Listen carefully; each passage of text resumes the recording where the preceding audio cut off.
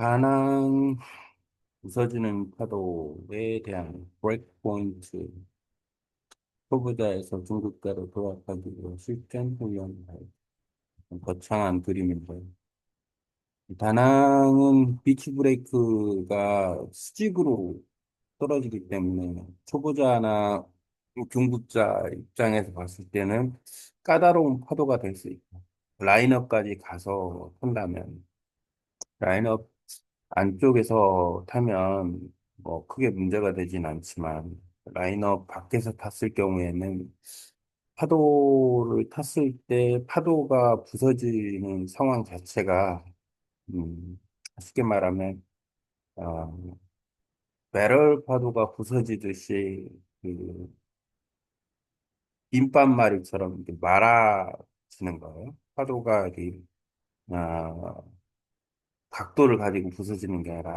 아예 그냥 먹어버리는 거였어요. 꿀꺽 삼킨다고 해야 되나? 그렇기 때문에 거기에 대처를 못하면 파도가 만약에 한 2m 가까이 된다. 그러면 그냥 사람을 삼켜버릴 수가 있는 거죠.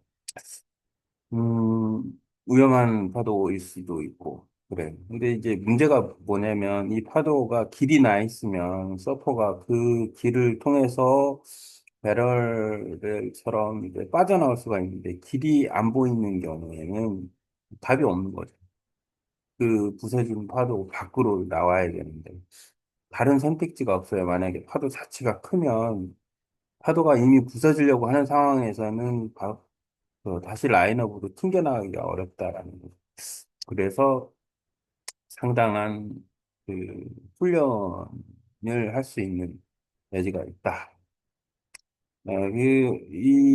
그 파도에 훈련하는 방식과 그 안전성, 이런 부분에 대해서 좀 이야기를 해보려고 합니다.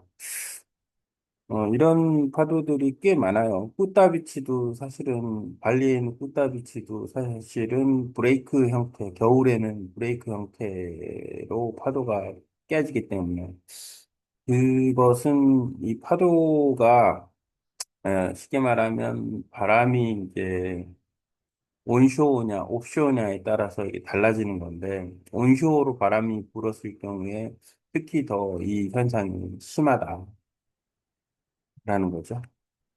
옵쇼어로 불면은 밀어주니까 조금 부드러워질 수가 있는데 지금 이런 두 번째 사진처럼 그냥 파도가 삼켜버리는 식이고 빠져나갈 군형은 앞밖에 없어요. 근데 앞에 이게 그 파도가 한번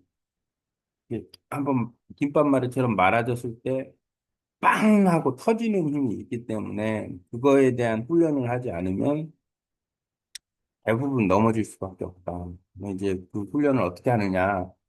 일단은 뒷발에 무게를 줘야 그 드라빈을 할 수가 있어요. 그 드라빈을 해가면서 그 다음에 자세 낮추고 빵 터지는 순간 파도는 앞으로 튕겨나가게 돼 있어요. 이게 마치 포를 쏘면 포나 총을 쐈을 때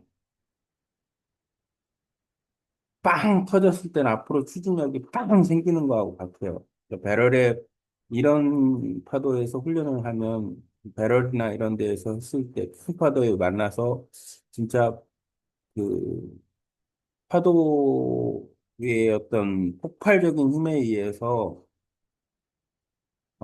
서핑 속도가 갑자기 빨라지는 어떤 현상들에 대해서 경험할 수 있기 때문에 나름 좋은 훈련이 될 수 있다. 중급에서 고급으로 넘어가는 어떤 그 훈련 단계를 경험할 수 있는 여지는 있다. 잘 활용하면.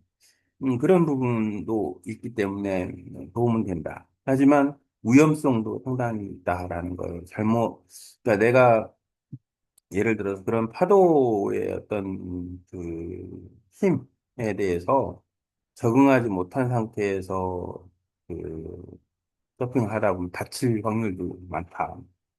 그렇기 때문에 여러 가지 파도에 대해서 이해를 충분히 하는 게 중요하다. 하나의 파도가 어떤 건지. 비치 브레이크와 강한 푸시, 그 다음에 파도가 셌을 때의 어떤 힘,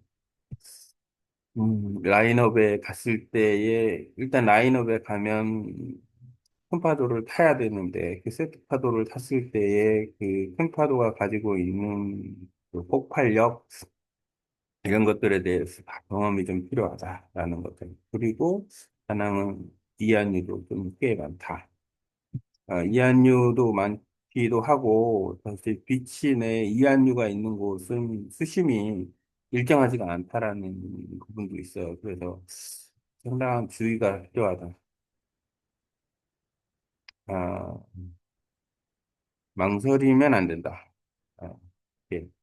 압박 속의 밸런스, 격진 물살의 중심을 잡는 능력이 필요하다. 돌아갈 길이 없는 상황에서의 생존도, 회복, 위험 감지, 서로가 덮치기 전에 위험을 훈련이 좀 필요한 상황이죠. 음, 퇴로는 없다. 한번 시작하면 끝까지 타야 된다. 채널이 없기 때문에 그렇죠. 라인업에 나갔다가 들어올 수 있는 상황이 어차피 한번 파도를 타고 들어와야 되는데 들어왔을 때 중간에 넘어지면 골치 아프다라는 거예요. 왜냐하면 파도 사이클이 다음 파도가 또 밀려오고 또 밀려오고 이렇게 되기 때문에 아, 그런 부분에 대해서 좀 알아야 된다. 여러 가지 안전적인 부분이 있어요. 어떻게 하면 될 건지. 그 다음에 머리 보호하는 거, 그 다음에 스타피쉬 방법으로 좀 쉽게 말하면 깊은 바닷물로 말려 들어가지 않다는 거, 여러 가지. 그리고 그 리쉬나 이런 부분에 대해서 걸리지 않다는 거. 음, 비치가 해변이 모래인 것을 일단은 확인을 좀 해야 됩니다. 일부 구간에 돌이 조금 있는 경우가 있는 것 같아서 확인을 필요로 합니다. 무게중심과 신체적, 코, 근육, 충격, 흡수, 뒷발의 체중 시스템도 의가에 방지하고 시선 압도하고 총알처럼 튀겨져 나가는 것을 생각을 해야 된다. 그리고 그거 생각 안 하면 벌러덩 뒤로 넘어지게 돼 있다. 밑으로 코어의 중요성, 음, 크로스 트레이닝, 파도 읽기, 서핑, 강력한 라이더, 밸런스 지그럽 유지, 음, 서핑과 패들보드 동시에 훈련할 수 있다. 패들보드를 타면 여러 가지 밸런스, 코어 능력을 잡아줄 수 있다. 훈련 처리기는 9, 3월 기준인데, 우기 때는 뭐 그렇게 또 좋지는 않다. 12월은 너무 파도가 거칠다.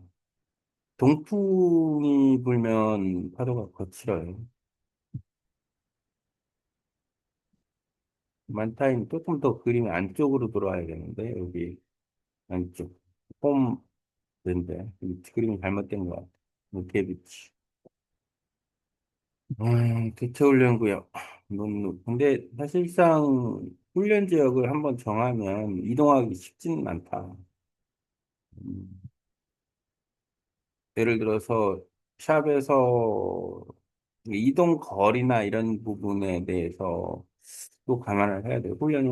해변 베이스로 꾸준히 훈련하는 게 더 유리하지 않을까라는 생각이 듭니다.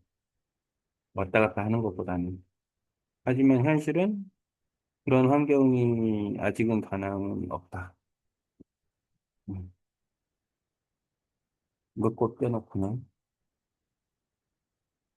운전수칙 환경 데이터, 또한 기한이 바람직, 훈련 캠프처럼 위한 생활한다.